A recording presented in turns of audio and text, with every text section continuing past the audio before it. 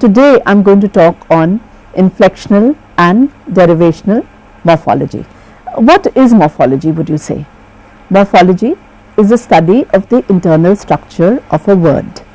There are two important questions that we ask in morphology.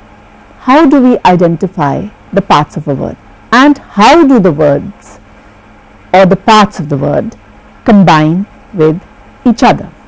And hold that thought and we'll go on to describing this to you.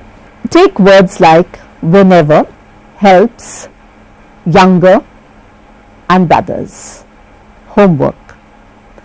So how would you say that whenever combines with, and how would you say helps combined, younger combines and brothers combine? Alright, how do the parts combine with each other, and can they combine in any order, or is there some rules for their combinations? And as you will find out, can you get back to the slide please? As you will find out that there are some rules. Now if you take when plus ever, now that's a question that we are going to ask. How do the parts combine with each other? What are the rules that are required for combining the words into different parts, and how do we identify the different parts? Now when you take something like when and ever and home plus work, so what you could do is it will be when plus ever, home plus work, and that. So the rule 1 is that each part can occur as words independent. There are 4 major criteria for identifying the parts of the word. They are their occurrence as words independently. In the case of whenever and homework, you can see that they occur as words independently. Now take helps, younger and brothers. Now you notice that the S of helps can occur in words like sleeps, hits, kicks, I help, I sleep, I hit, I kick, he helps, he sleeps, he hits, he kicks.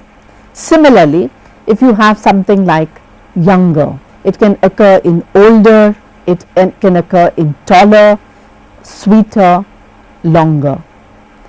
And similarly, if you have something like brothers, it can occur in words like sisters, fathers, mothers and so on. So the second rule, their occurrence in other words. So the sir of helps can occur in similar sort of words like sleeps, hits and so on. Similarly, the er of younger can occur in older, taller, sweeter, longer, and similarly brothers can occur in sisters, fathers, mothers. So this is the second rule, that they can occur in other words. Now let's go on to the third point, their occurrence with a clearly recognizable element of meaning everywhere. Now when you think of helps, you know that helps is the third person singular. I help, you help, he or she helps. Okay, it's the third person singular. Similarly, when you have things like younger, taller, sweeter, these are the comparative element, just as youngest, tallest, sweetest is the superlative element. Okay, and the third, if you take something like brothers, sisters, then it is the plural, more than one. So their occurrence with a clearly recognizable element of meaning everywhere.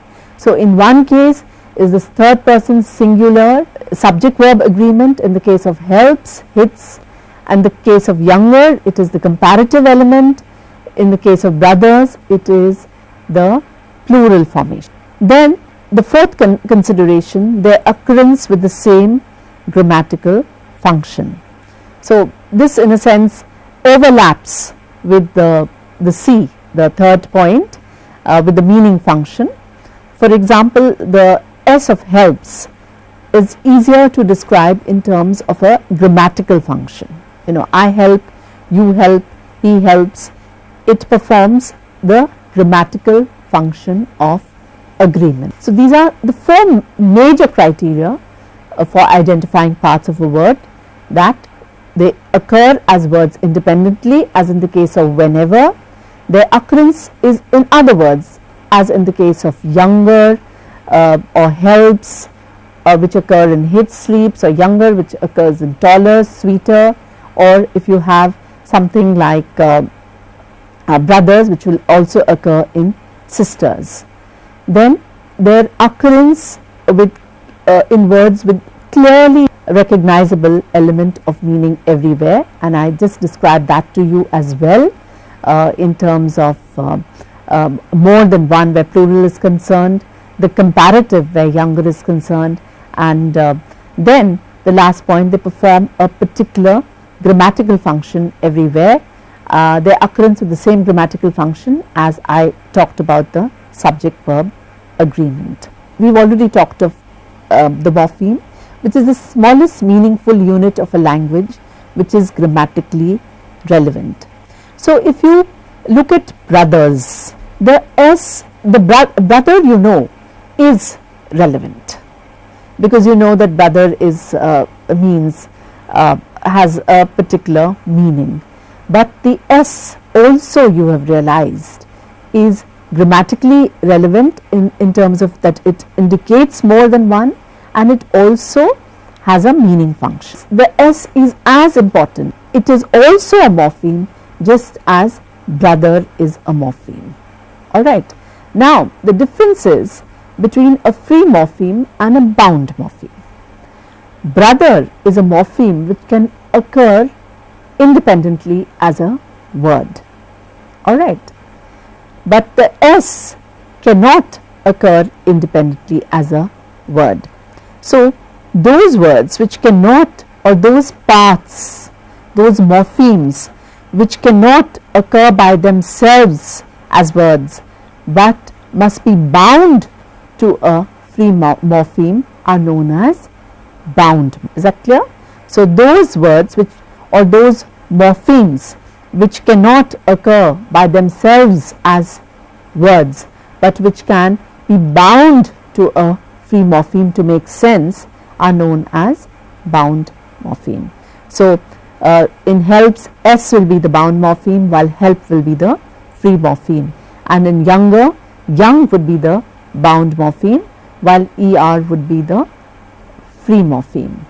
And structure is just the way something is made up of parts and the relationship between its parts. So, just like a morpheme is made up of a bound and a free morpheme, and the relationship between the bound and the free morpheme, that is what a structure is. So, these are some of the basic things that I wanted to talk about when we are discussing morphology, and especially before we go on to inflectional and derivational morphology.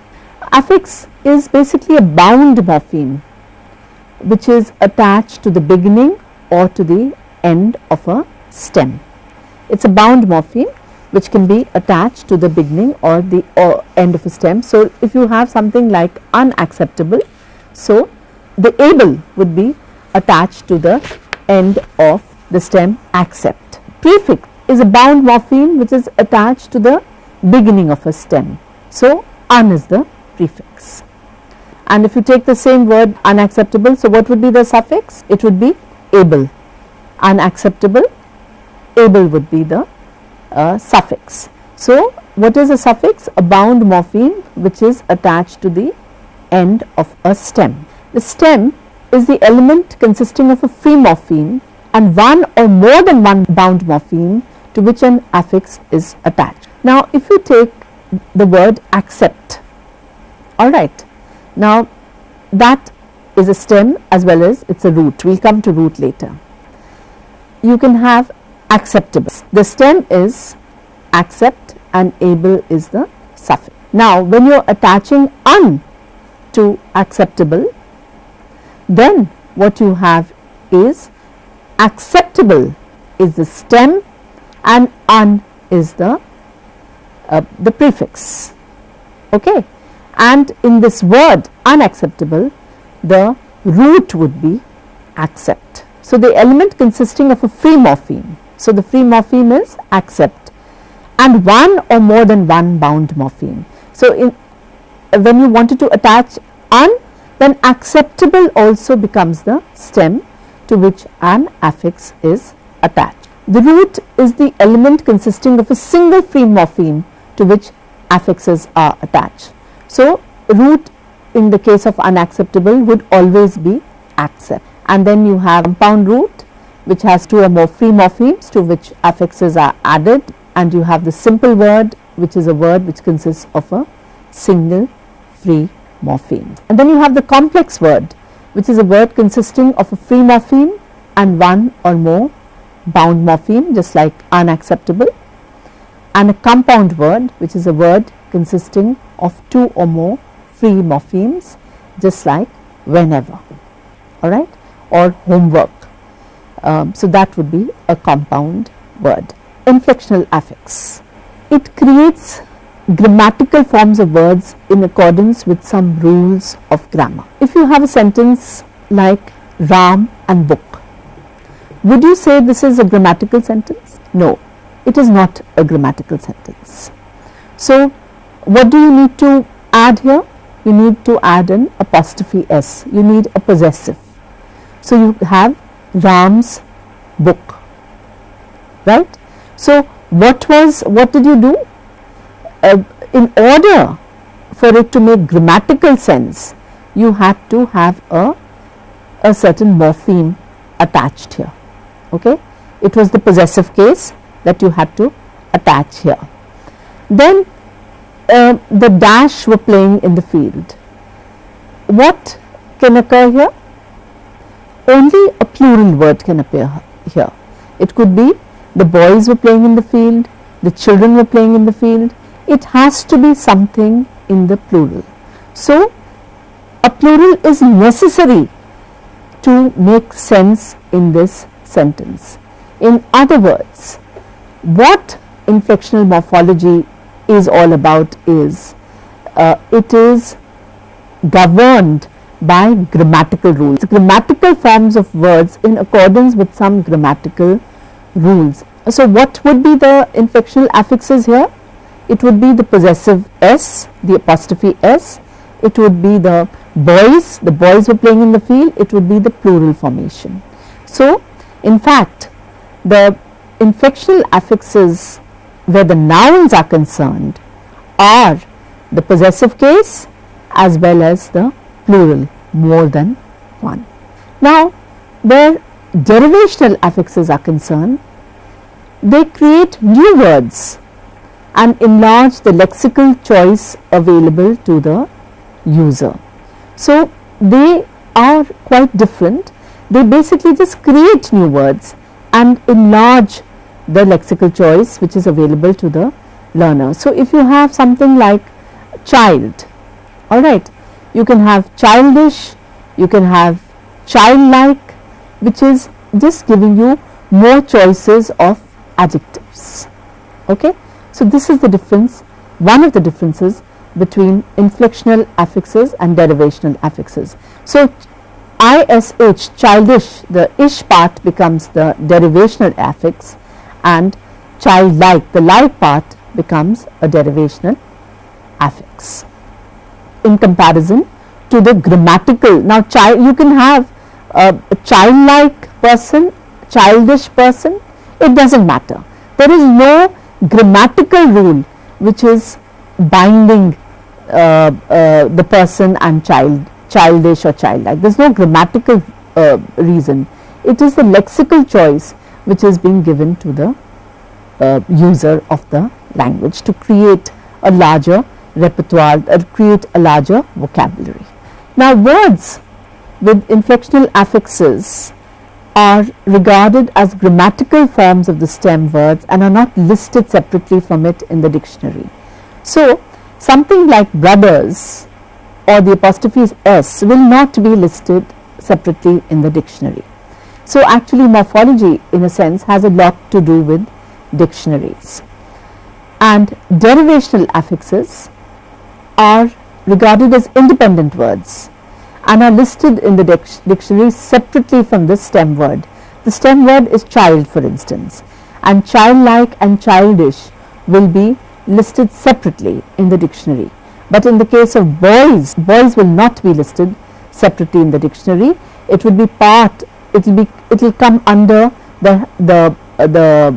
it will come under the heading boy. So this is another difference between inflectional affixes as well as derivational affixes. Now inflectional affixes affect the meanings of stem in a regular way. For example, a plural is in a regular way, you have plural forming, or the ER, everywhere it is. ER means a comparative, younger than, taller than, holier than, it is a comparative which is used in a very regular way. The derivational affixes affect the meanings of different sets of stems in different ways. Just take the bound morpheme, the bound suffix izd. Now if you use it in a word like modernize, it is to make modern. Now if you use it in the case of hospitalize, it is to put into hospital, or dieselize, which is to convert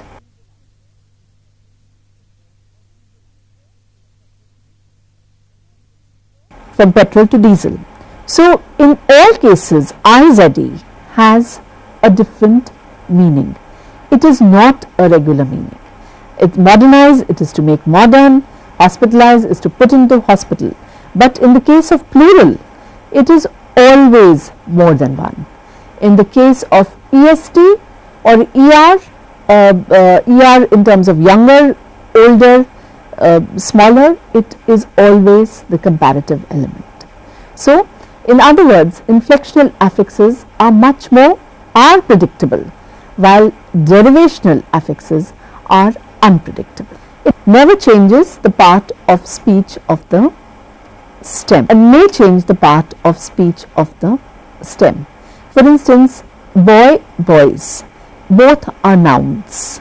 Young, younger, youngest, it is always the adjective. And similarly, if you take the ed form of verbs, help, helped, it is always the verb. But in the case of derivational affixes, it may change the part of speech of the stem, it may not, but it may change the part of speech of the stem. So for example, if you have write, which is a verb, and you have writer, what is a writer? It's a noun.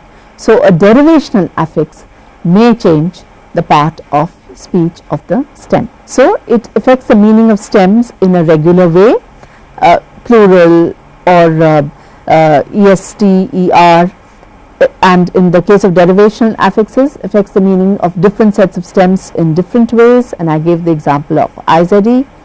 Then never changes the part of speech of the stem in the case of inflectional affixes, and again plural will always be part of nouns, never be part of any other part of speech, and it may change the part of speech of the stem in the derivational affixes, and I gave the example of write and writer. Normally a word can take only one inflectional affix, but in the case of a derivational affix, a word may have more than one derivational affix, and I gave you the example of unacceptable.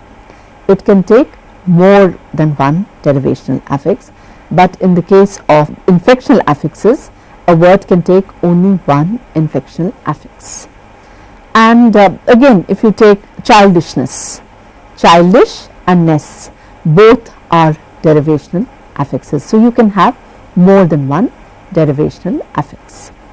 Then an inflectional affix is the last affix which is added to a word. No derivational affix can be added after an inflectional affix has been added. So that's another rule that you have to remember, that the last affix that can be attached to a word is always the inflectional affix, and in the case of derivational affixes, they may be followed in a word by more derivational affixes or by an inflectional affix. So the last one is always the inflectional affix. Now, all inflectional affixes are suffixes. You will never find an inflectional affix which is not a suffix. The derivational affixes may be suffixes or prefixes. So, you have something like unacceptable. So, un is a prefix and able is a suffix. The number of inflectional affixes is very small because they perform grammatical function, and you cannot have too many grammatical functions. You will realize that if there are too many grammatical functions, then it will be very difficult for you to, in a sense, process the language, to learn a language. You have to have few grammatical rules. So, therefore, inflectional affixes are much smaller in number, and derivational affixes are comparatively larger. You have 50 prefixes and about 50 suffixes on a rough count. I can't swear by this, but this is a rough count, and this is because they express meaning modification, and for that you need larger number of suffixes and prefixes, and this is a growing sort of set. Inflectional affixes will grow very slowly, while derivational affixes is a growing set. Also, you will notice that you often have different affixes to express the same modification of meaning. For instance, you just take the opposite. For instance, you have infamous, you will have you will have unpopular, you will have for disunity, you will have non for non-cooperation. So, you have several, in a way, derivational affixes to express one particular modification of meaning. An inflectional affix is attached to all, or at least to the vast majority of words belonging to part of speech to which the grammatical rule apply. So, you will always have the plural form and the possessive with nouns. You will always have the ER as in younger or youngest, EST with adjectives. You will have the ED form, the ING form, the progressive with the verbs. So, this is very clear where inflectional affixes are concerned. A derivational affix is attached not only to a selected number of words belonging to a part of speech and never to all of them, or even to a majority of them. For example, take something like dis, which is attached to more than one part of speech.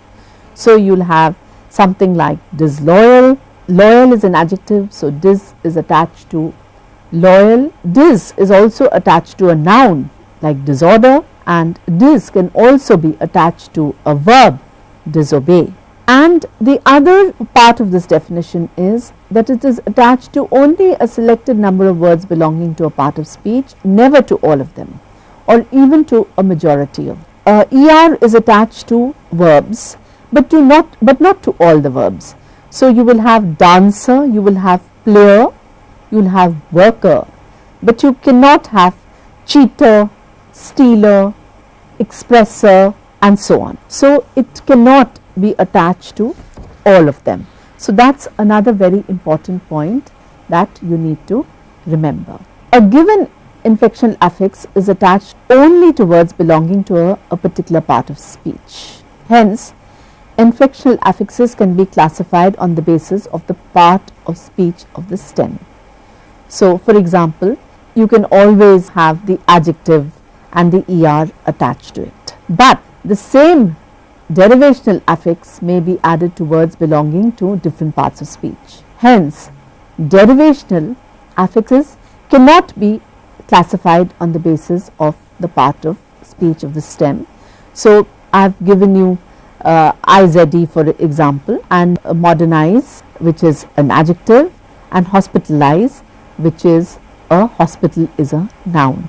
So, it may belong to different parts of speech. So, derivational affixes cannot be attached on the basis of part of speech of the stem. So, these are some of the differences between inflectional and derivational affixes. Another aspect of derivational morphology is conversion. Now what is conversion? A beggar stood outside the door. The scene of the sunset beggared description. I want to buy a carpet for my room, and I want my room carpeted with a dari, for instance, or with a chatai. Now a beggar and carpet are nouns, and beggared description and carpeted with a chatai, these are verbs, and that's what conversion is.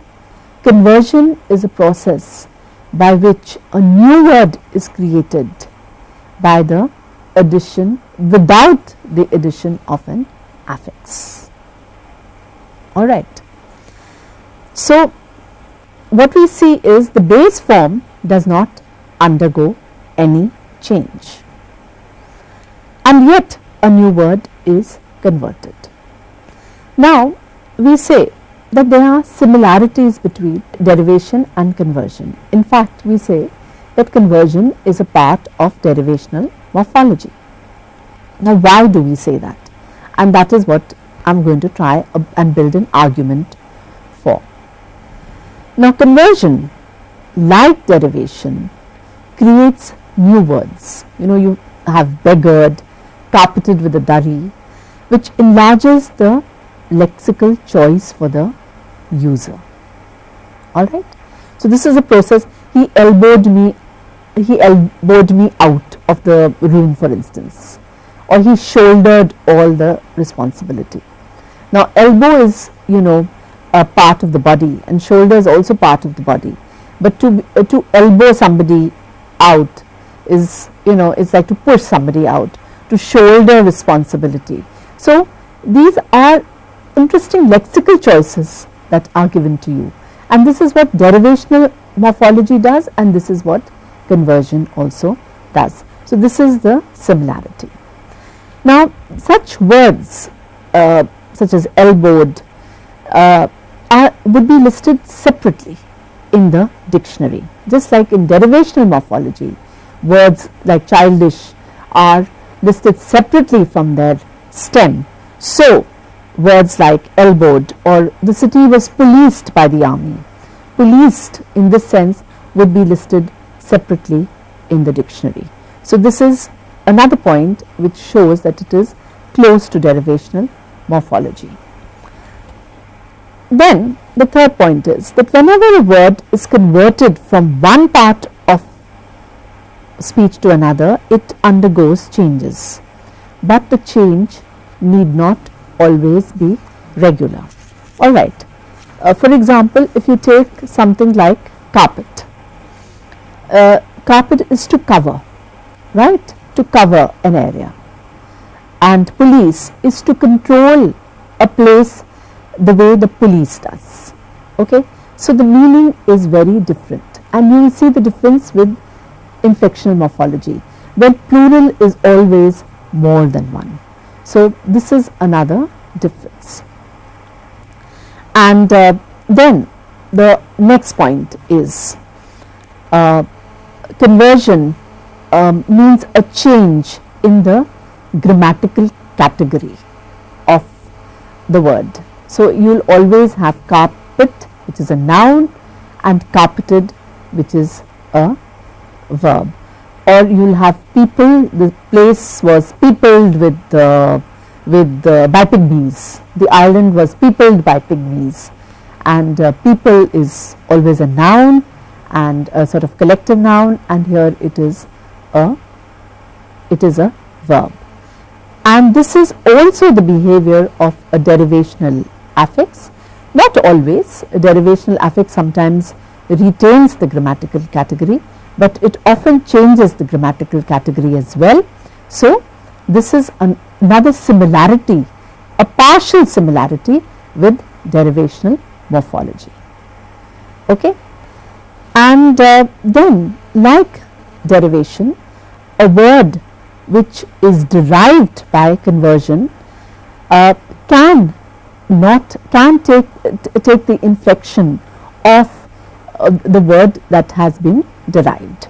For example, if you take something like carpet, okay, so carpeted and which is basically a noun.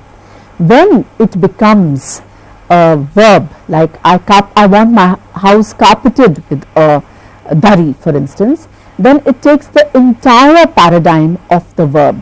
So you will have to carpet, you will have carpets, he carpets floors regularly, you will have carpeted, like he carpeted his whole drawing room with the chatai, or you will have carpeting, he is always carpeting and recarpeting his house or his drawing room. So it takes the entire paradigm of the verb. So when the noun is converted into a verb, it takes the paradigm of the verb. And similarly, if you take the verb attack and you make it into a noun, the attack, for instance, you will notice that it will take the behavior, it will start behaving like the noun. So it will have the attacks on the enemy, plural. Okay, so one aspect of the noun is plural formation. So the attacks on the enemy, or it will take on the possessive form. So the attacks severity, which is the possessive, the apostrophe s, that is the form. So these are the points of similarity between conversion and derivation. So therefore we say that conversion is a part of derivational morphology. All right. So now I'll just sum up what we've done today. Basically we have talked about the basics of morphology, which is what is morphology. It is basically the internal structure of a word. Then we have given you 4 criteria for breaking up a word into its separate morphemes, and some of the criteria were that it is done on the basis of that there are 2 free morphemes, then sometimes one is a bound morpheme attached to a free morpheme, sometimes it is the grammatical criteria, and sometimes it is the meaning criteria. So this was the 4 criteria. Then we talked about what a stem is, and this is slightly complex, so I'll just explain it once more. You take a word like unacceptable. So accept is the stem and the root. All right. When accept takes on able, so what happens? It becomes a derivational suffix which is attached to accept. Now then acceptable becomes the stem to which another morpheme can be attached, which is un.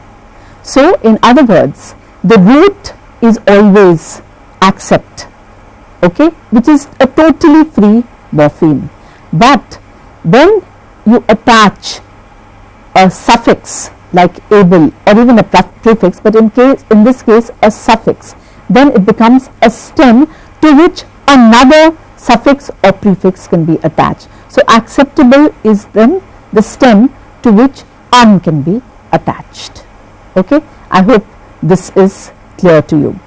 And then we talked of the differences between inflectional and derivational morphology, and there were about 10 points that we discussed, basically showing that inflectional morphology is governed by rules of grammar, while derivational morphology are giving you lexical choices and therefore are listed separately in the dictionary.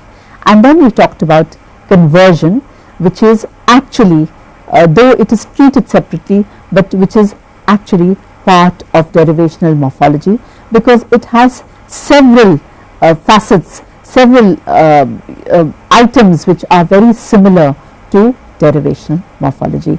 So I hope you have understood some of inflectional and derivational morphology, something of the basics of morphology, and we've just touched on conversion. In the next we will talk more about conversion and compounding. Thank you very much.